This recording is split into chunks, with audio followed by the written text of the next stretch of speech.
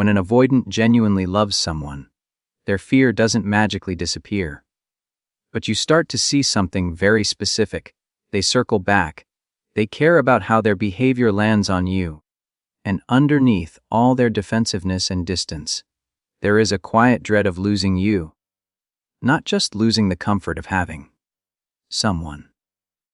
That's the difference your nervous system has been trying to name, even when your mind couldn't put it into words, because on the surface it can look similar. They might still go quiet when overwhelmed, still take space, still struggle to say, "I love you." Easily still pull away right after a deep moment. But when it's real, they don't just disappear into that fear forever. Their conscience brings them back around. Their heart drags them back toward you. Even if it's clumsy and late. Even if the words are awkward. Even if they don't yet know how to express it well. You feel that they care about the impact of their actions on you, in a way they simply don't when someone is just a placeholder.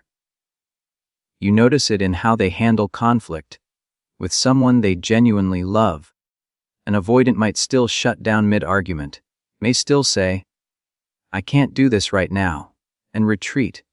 But afterward something weighs on them. They replay what they said. They feel the tension in their own chest. They think about your face when you were hurt, and that unease pushes them to reach out. Maybe not with the perfect apology, but with a text, a call. "Can we talk?" They don't like the feeling of you being in pain because of them. They don't like knowing there is a fracture between you. Their fear of vulnerability is still there, but it now has competition. The fear of losing the one person who actually matters. When you're just filling space, they don't feel that same pull. They can detach more easily. They can justify their behavior to themselves. They're overreacting. They know the deal. They'll get over it. And days or weeks go by with no weight on their conscience. Because they're not anchored to you. They're anchored to the comfort you provide. You also see the difference in how they show up after they've pulled away. An avoidant who loves you genuinely doesn't just pop back in like nothing happened. There's a slight humility to their return, even if they don't articulate it directly. They might say, "I know I've been distant. I'm sorry I've had a lot in my head." Or, "I didn't handle that well." They might stumble through their explanation, but it matters to them that you don't feel disposable. They want to make it right, or at least less wrong, because the idea of you feeling unloved by them bothers them at a deep level. They are scared of their own capacity to hurt you. With a placeholder, they reappear with entitlement, a casual, "Hey stranger," or a meme, or a flirty message, no acknowledgement of the gap, no genuine curiosity about how it affected you, because in their mind, your role is to be available when they feel like connecting, not someone whose heart they have to actively protect. When avoidance meets real love, you often see them doing small hard things they never did for other people, staying on calls a little longer when they'd usually bail, pushing themselves to answer a vulnerable question instead of dodging it, showing up physically when they're tired, because they know seeing them means something to you. This might not look impressive from the outside, but for them it's huge. They are choosing discomfort in the name of keeping you, choosing to override their instinct to flee, because losing you feels more dangerous than staying. With a placeholder, they rarely stretch themselves. Everything stays within their comfort zone. They'll meet when it suits them, talk when it suits them, open up only enough to keep you hooked, but not enough to feel truly exposed.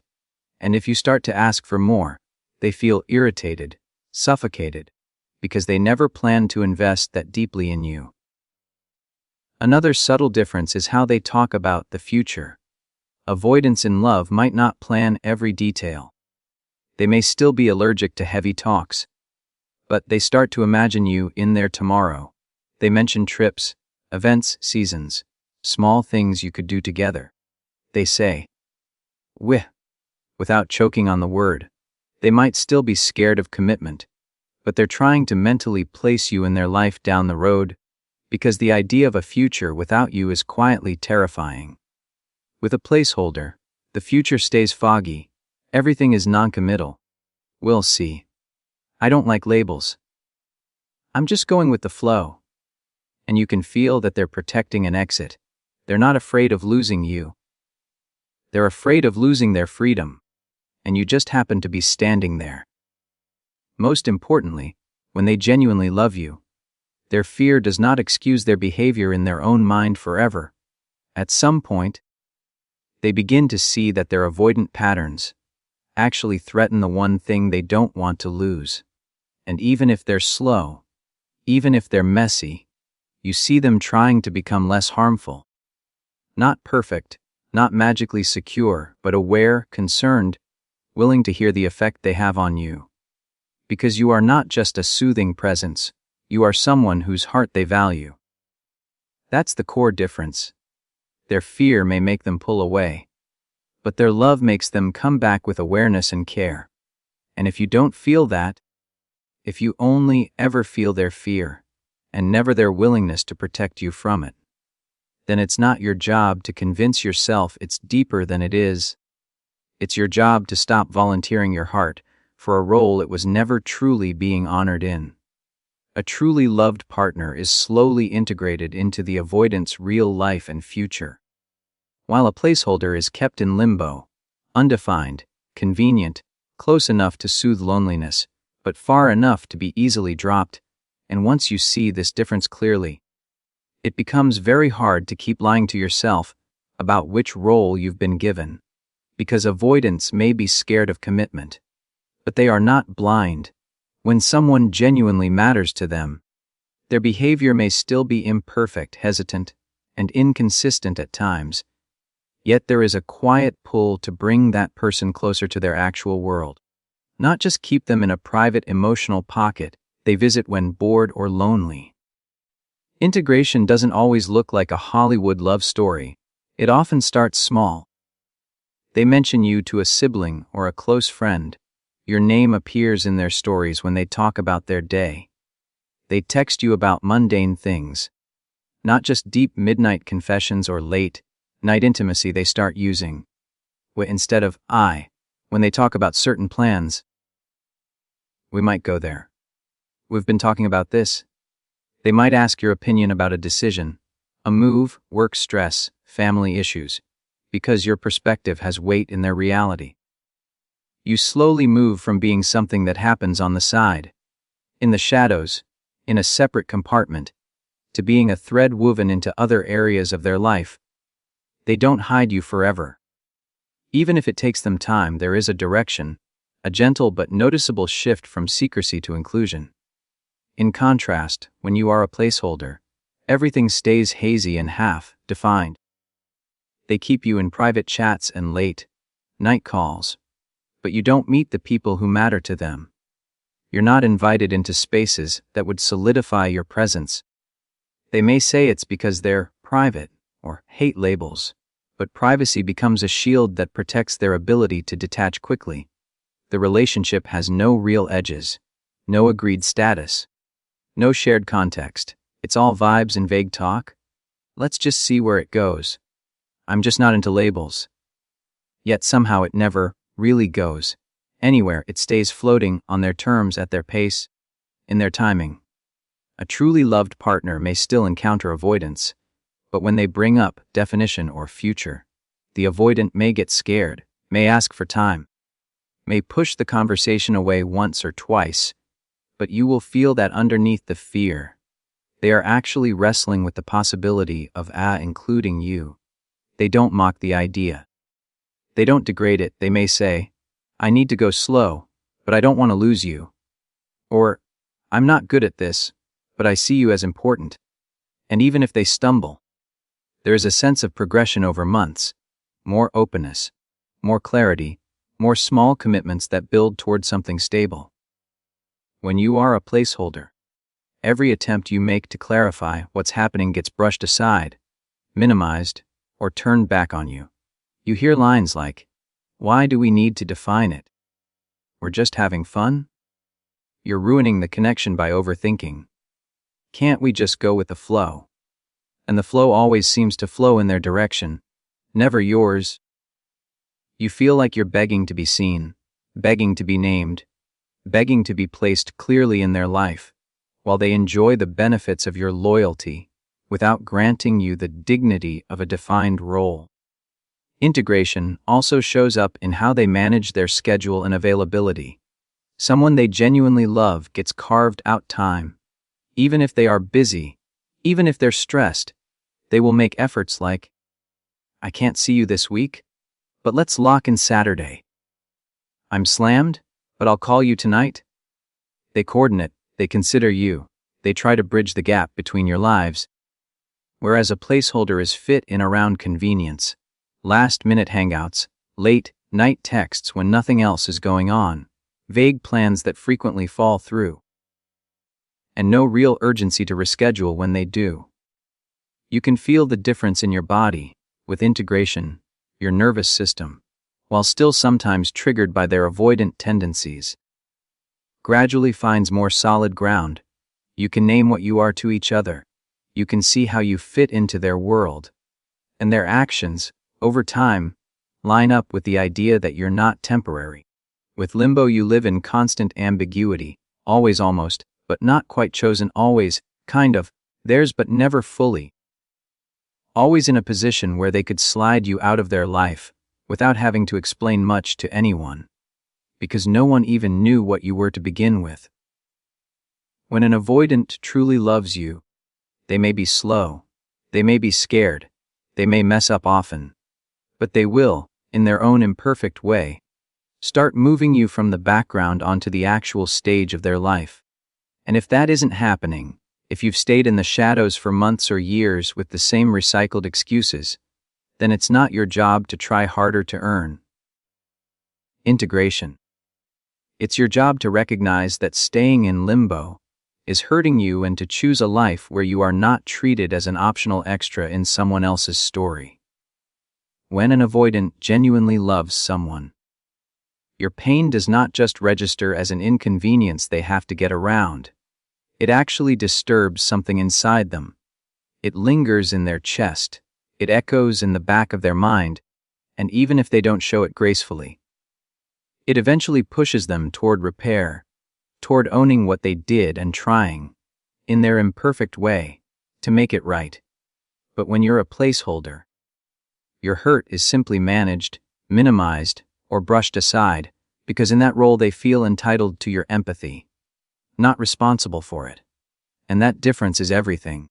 It's the difference between someone wrestling with their impact and someone only concerned with keeping access to your energy. When an avoidant truly loves you, and they see you cry, go quiet, or shut down from something they did, their first instinct might still be to defend themselves or avoid the discomfort.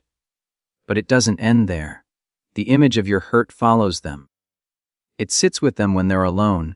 It pokes holes in the story they're trying to tell themselves about not being that bad.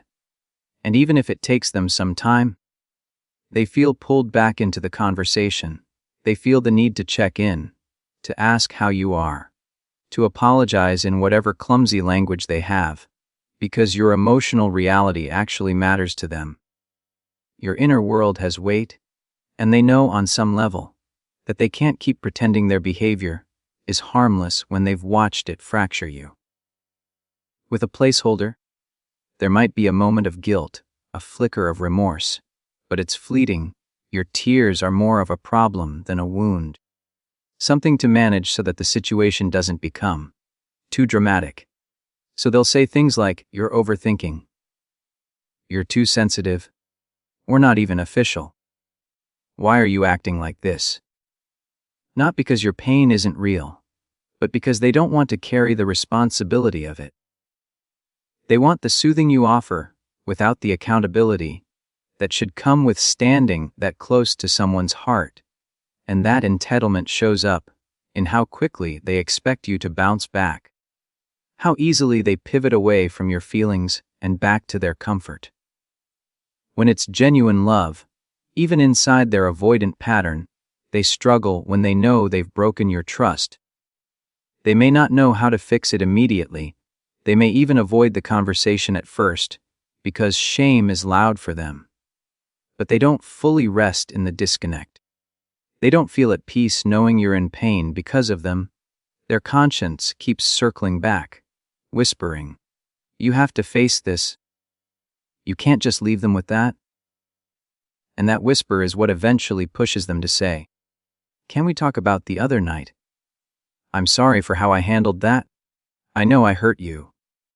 It may not come on your timeline, and it may not be as clean as you want, but you can feel that they are moved by your hurt, not just irritated by it. They see you as a human being they are connected to, not just an emotional resource.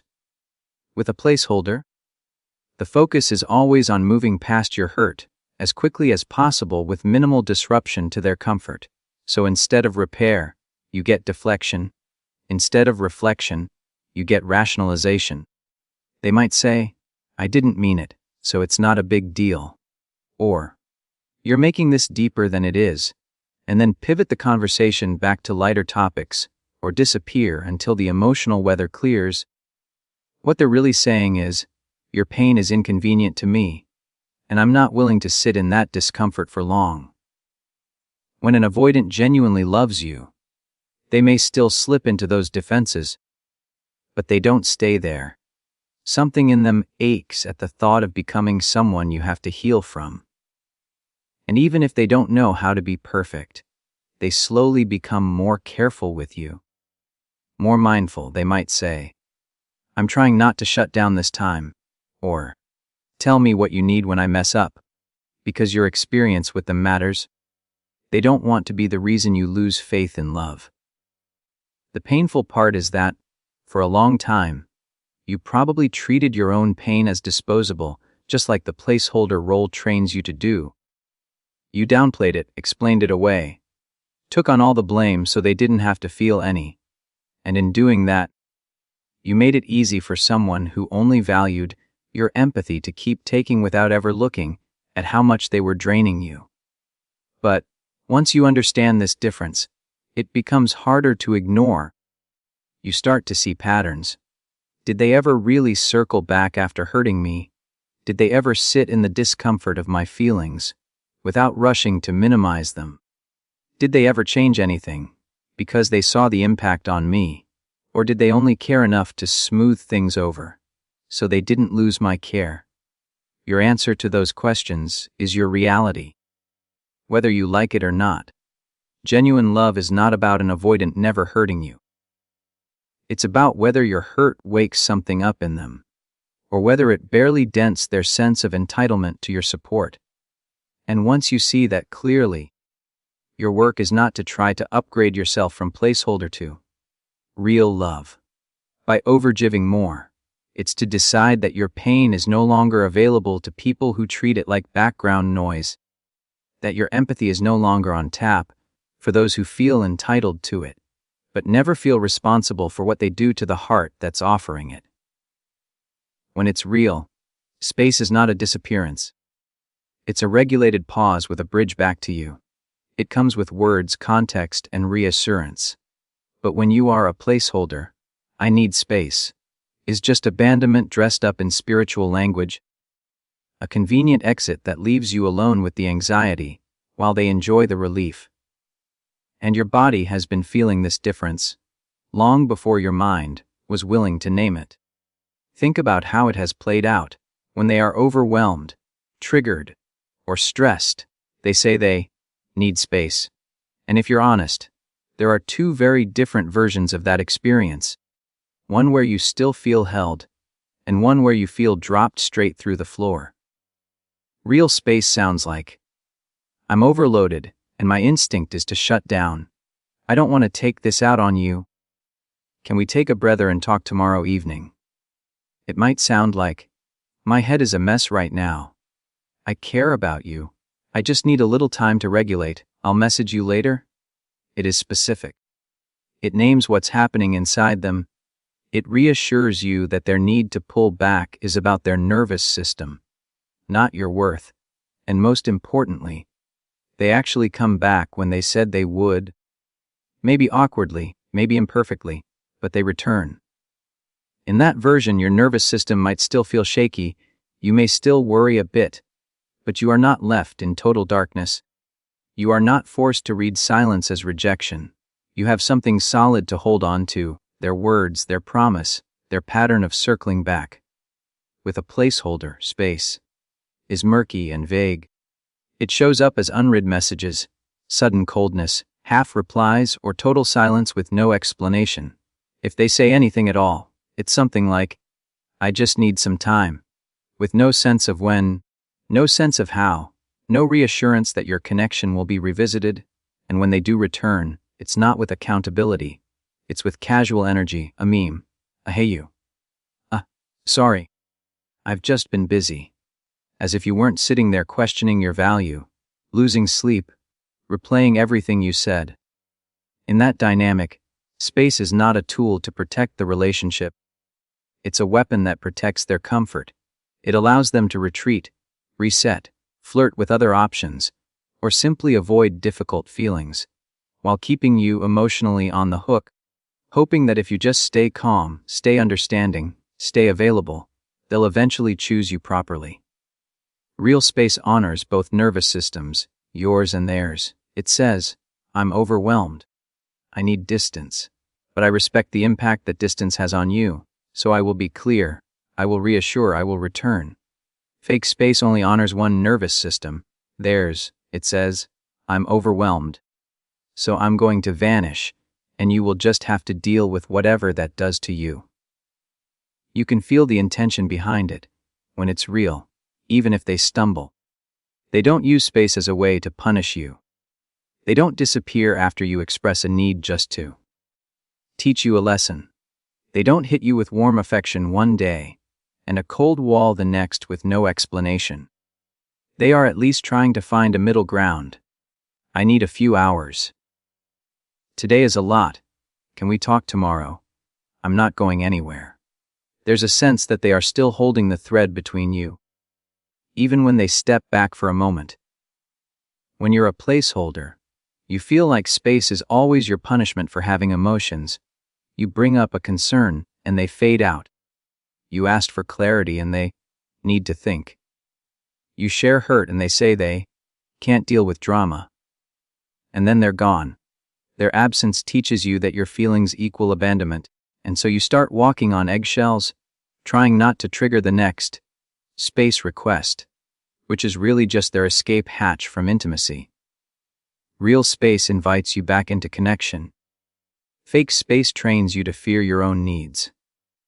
When it's real, after the pause, there is a moment of reconnection. "How are you feeling now? I've had some time to think. I know I went quiet. Thank you for giving me room." And even if it's messy, you feel your experience being acknowledged. When you are just filling a gap in their life, your experience is erased. The space is treated like nothing happened, as if you should be grateful they decided to reappear at all, and if you dare to mention how their silence affected you, they accuse you of being clingy, intense, or difficult. Your heart keeps trying to convince you that their space is deep and thoughtful, that they are wrestling with their feelings, that they just need time. But your body knows. You can tell when someone is using distance to work on themselves and protect the bond versus using distance to avoid responsibility while keeping you emotionally frozen in place. The moment you start listening to how space is handled instead of how it's labeled, everything becomes clearer. You stop romanticizing abandonment as a spiritual need for solitude and start calling it what it is, a lack of care for what their coping style does to you. And from there, you can finally make decisions that protect your own nervous system, instead of sacrificing it every time someone says, "It's just how I am. I need space," while treating you like a switch they can flick on and off whenever it suits them. When an avoidant truly loves someone, they do not just track what that person gives them. They start tracking who that person actually is, their inner world, their patterns, their triggers, their softness, and that is a huge difference from how they treat a placeholder. Because with a placeholder, they are mostly tuned into the benefits, the attention, the warmth, the validation, the distraction from their own loneliness, not the actual human being behind all of that. You feel this difference even if you can't explain it. With someone they genuinely love, an avoidant begins to remember. They remember the stories you tell, not just the ones that make them look good. They remember that you hate being left on read for hours without acknowledgement. They remember that mornings are hard for you, that certain topics are sensitive, that your childhood wound makes you extra reactive when you feel ignored. They might not respond perfectly, but they hold those pieces in their mind, and you can feel it in the way they say, "I know you had that thing today, how did it go?" Or, "I thought about you when I saw this." They are not just reacting to your presence in the moment. They are carrying you in their internal world when you're not around. With a placeholder, the avoidant might forget basic things you've shared multiple times: your favorite food, your sibling's name, the fact that you had an important meeting or a rough anniversary, because they aren't really holding you in mind. They are holding the idea of someone who answers my texts, someone who listens to me, someone who is there. And that's what they're attached to, not your uniqueness. The avoidant who genuinely loves will, over time, start noticing your patterns and adjusting around them in small, meaningful ways. If they know you spiral when they vanish during conflict, they might still need space, but they'll remember to say, "I'm not disappearing. I just need some time." If they know you light up when they encourage your passions, they'll remember to ask about your art, your work, your goals, not because you remind them, but because it lives in their mind as part of who you are. They might send you something related to your interests, or bring up something you mentioned weeks ago, and you feel this quiet sense of being studied, not in a creepy way, but in a cared-for way, like someone is paying attention. With a placeholder, the avoidant is mostly tuned into what they're getting in the moment. Your comforting messages when they feel low, your availability when they're bored, your body when they want intimacy, your energy when their life feels heavy. And as soon as that need is met, they go back into their world without much curiosity about yours. They rarely follow up on things that matter to you, unless it intersects with their benefit. And every deep share you make seems to evaporate into nothing once the conversation shifts back to them.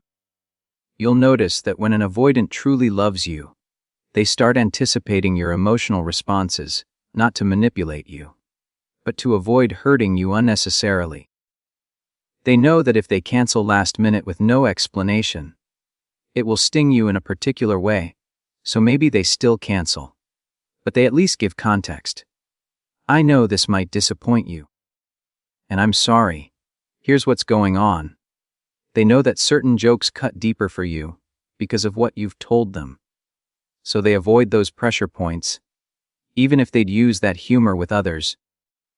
They remember your sensitivities and take them into account, because somewhere inside, they have quietly assigned you as important and are trying, within their limits, not to be careless with you. With a placeholder, they will repeatedly step on the same landmines in you, make the same insensitive comments, disappear in the same ways, disregard the same boundaries, and when you point it out, they act like it's new information, even though you've said it many times. That's because they didn't store it. Storing it would require valuing your inner world enough to adjust their behavior. And if they don't see you as someone they're truly invested in, they won't invest that energy. There's also a difference in how curious they are about you. An avoidant in genuine love asks, "What were you thinking when that happened? How did that make you feel? What do you actually want?" Not all the time, not like a therapist, but consistently enough that you feel seen beyond the role you play for them. They want to know how your mind works, what scares you, what excites you, what you dream about, not just the pieces that intersect with their story. With a placeholder, The curiosity is shallow and repetitive. They might ask the same surface questions every few weeks. Because it's part of the dance. What are you up to? How's life?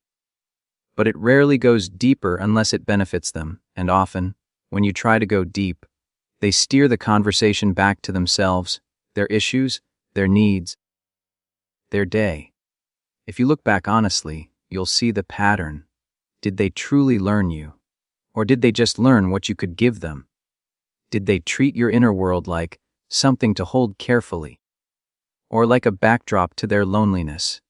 Did they remember you because you mattered? Or because you were convenient? And the hardest part is accepting that you cannot lecture, love, or prove your way into being someone they track deeply, if they never chose to see you that way. But you can decide that from now on. You will not be satisfied with being used well. You will only stay where your inner world is actually being held in mind, remembered, and respected.